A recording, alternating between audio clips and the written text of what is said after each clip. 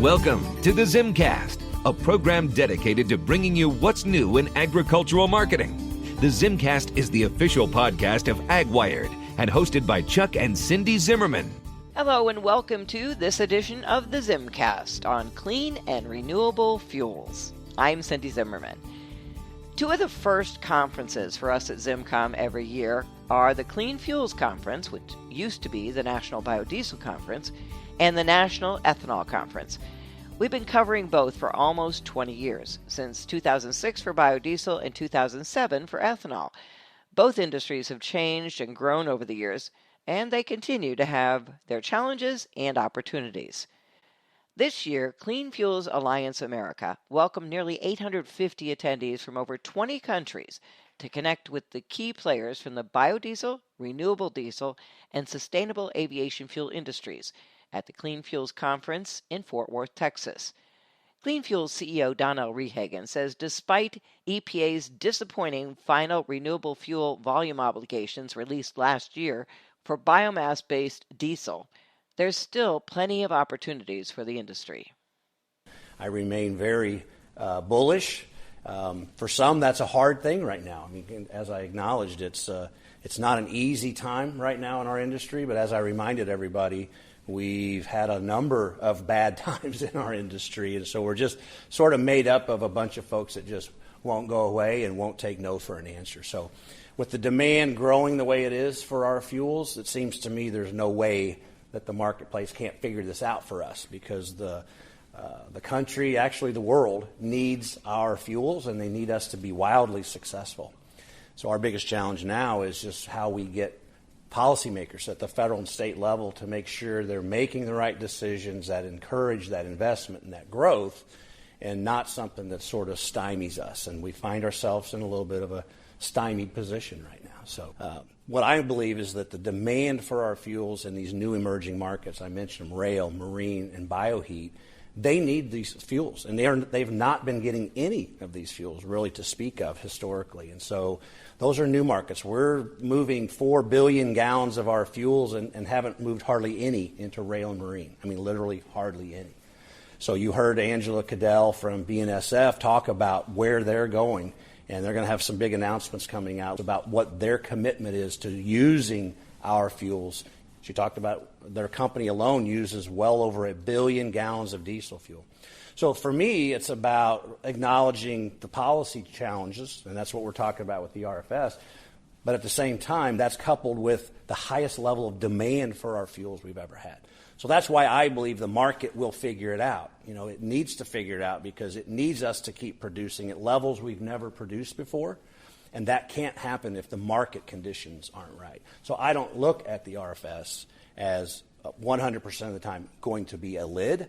I look at it and it has the opportunity to be more of a floor. The RVOs were, let me be very clear, the EPA got it dreadfully wrong. There's no way to make that sound better than that. And I think if they would look at the market today compared to the market before they set these RVOs, they would have to admit that they got it woefully wrong. Now, we have to live with that. You know, they set those volumes for 3 years. It's the first time they ever set them for multiple years. So, again, I'm back to the market now knows what 2024 volumes are going to look like. They know what 2025 volumes look like from an RVO perspective, and everybody can start planning accordingly. You know, when we got the RVOs finalized last year in June, the year was half over. And the RVOs they set was not much over the volume that we had already produced at that time. So that's how woefully wrong they got it. We had already in half a year produced what they suggested we should produce for the year.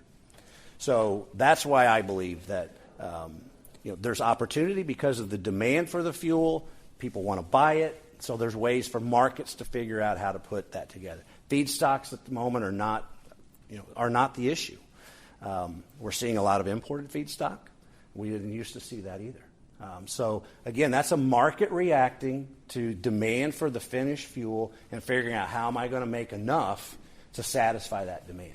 So that is why I start to say that you couple that with the crush plants that have been announced, and some of those are already online. A number of those will be coming online. So those are major investments by major companies.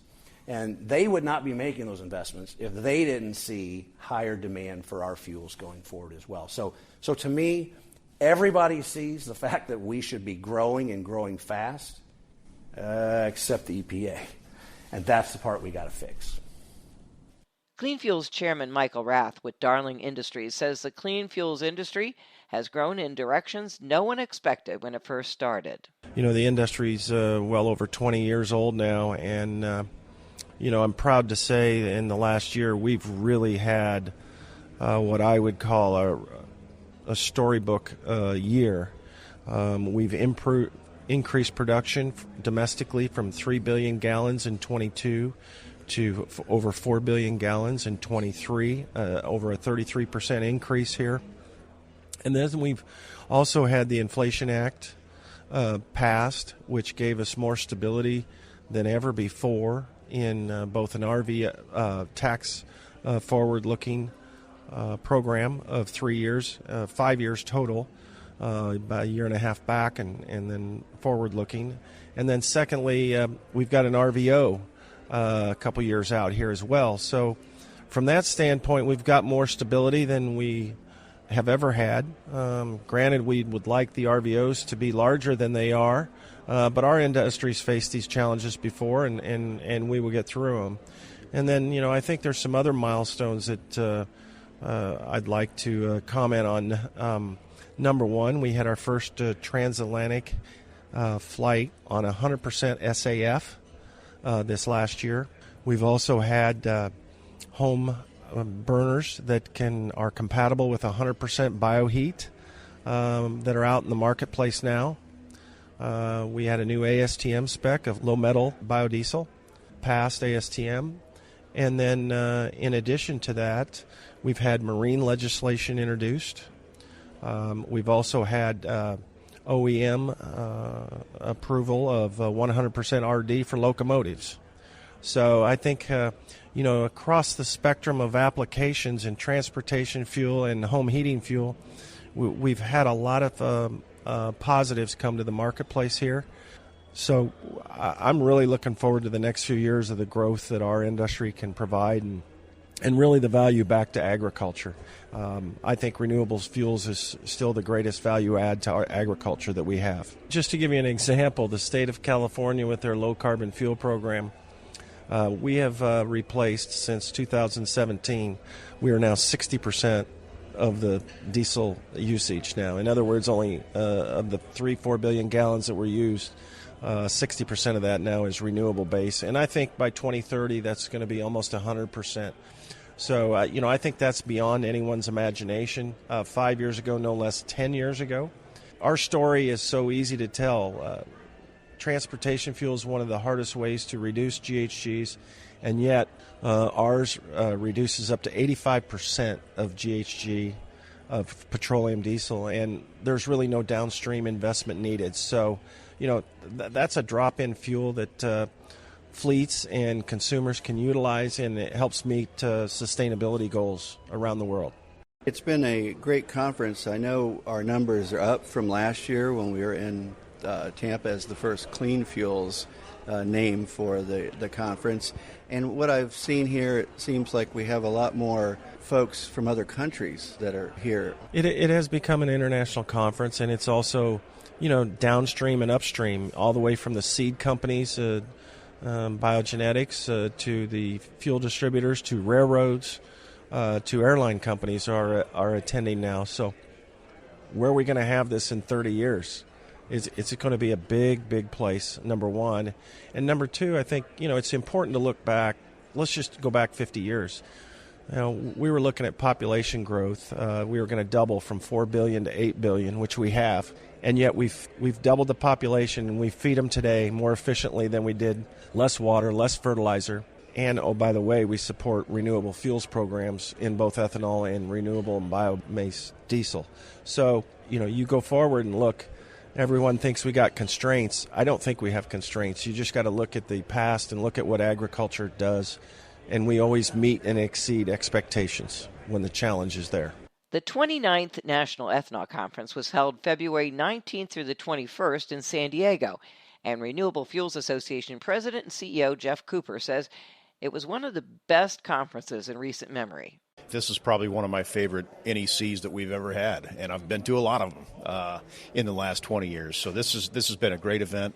Lots of energy, lots of enthusiasm coming out of this conference for the opportunities that lie ahead. I think everybody is really charged up about the bright future that this industry has.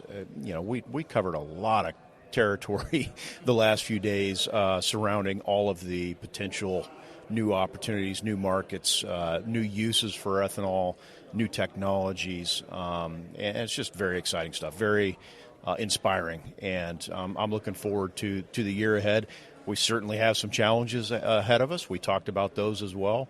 I said yesterday in my State of the Industry address that this is going to be a year where the rubber meets the road for the ethanol industry. There's a lot of important decisions that we are anxiously awaiting, regulatory decisions, policy decisions that are going to have a important bearing on the future of this industry, not just in the short term, but perhaps for decades to come. So, again, great event, great attendance. We had the most people here that we've probably had in 8 or 9 years. A lot of first-time attendees, which is very exciting. So overall, great event. I'm very pleased.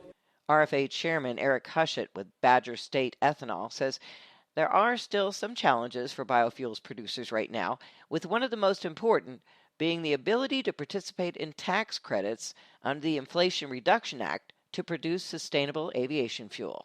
The good thing is we're all time tested, because being in the ethanol industry, nothing comes in a straight line and nothing is easy.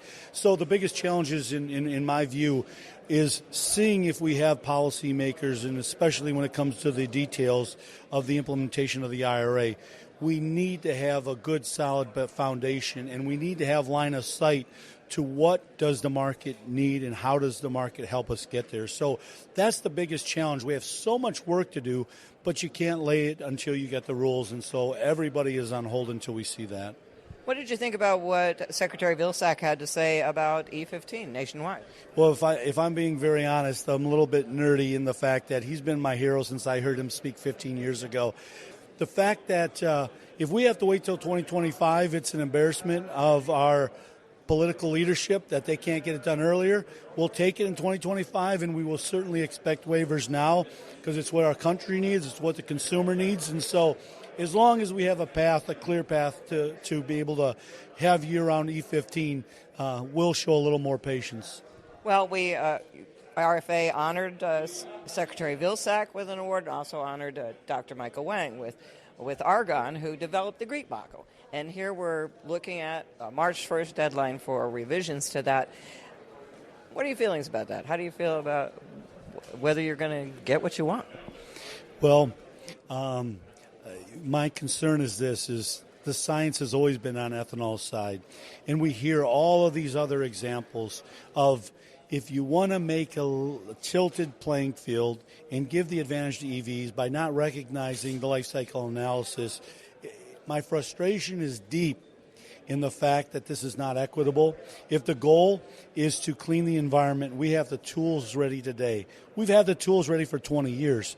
And if politicians and policymakers were serious about it, they would pay a better attention and sit up, because we have the tools in this room to help be part of the solution today, not 10 years from now, not 2050, and we have it in a way that is economically prosperous, not a taxpayer-subsidized program on the base of somebody else footing the bill. This is cleaner, more affordable, and so I'm very, very passionate about the fact that we have the tools in the kit. We need policymakers to stand up and recognize that. And I know it's a continual fight, and we've won so many battles, we've had so many progress. But again, it goes back to the first thing we said. Never a clear line of sight. It's always a mountain to climb till you get to the next one. And yet, you're still optimistic. Absolutely. I'm optimistic because of this, is I know that science is on our side.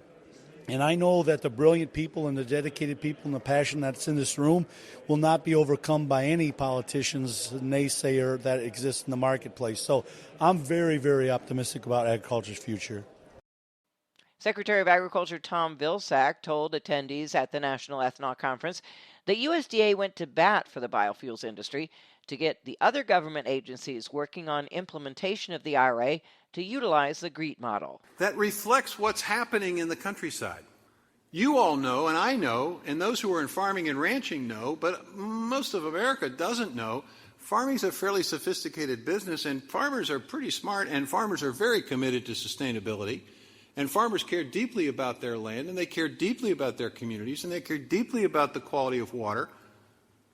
And they are taking steps today to ensure that they improve their land and improve the productivity of their land and increase the sustainability and the resiliency of their farming operations. They're doing it. And this GREET model, I think, reflects that. We also have to make sure that the model recognizes and incorporates the various practices that farmers are engaged in. Now, you know, some days I love the media. Well, not very many. Some days I just kind of scratch my head.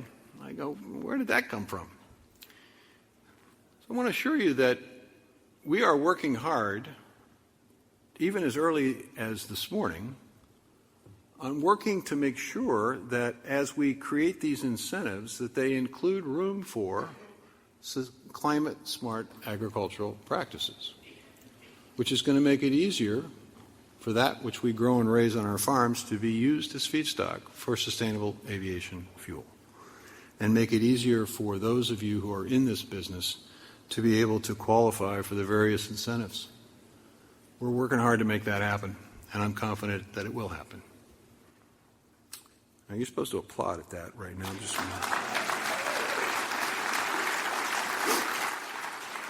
Now, why is that important? Because it basically creates a lower carbon score, and as it does, it makes it easier to qualify for those incentives. Both conferences included panels and updates from airlines interested in SAF and companies on the front lines of getting it produced, like Gevo. Nancy Young, Chief Sustainability Officer for Gevo, spoke on a panel at Clean Fuels.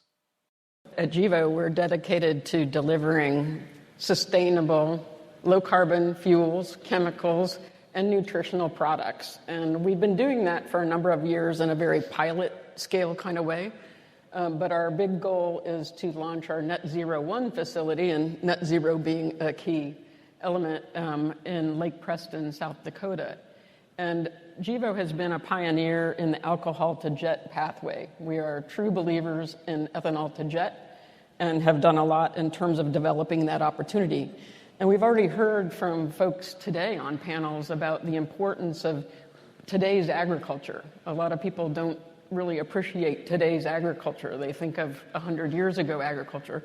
We are very dedicated to supporting our farmers, and we are very dedicated to helping with climate smart ag to help realize additional values in the supply chain. We also are focused on every element of decarbonization in our supply chain. So when we think about our Net Zero 1 facility, we're bringing in wind power, renewable natural gas. We're planning to use carbon sequestration, CCS, and also green hydrogen. And we have that experience also now in tracking.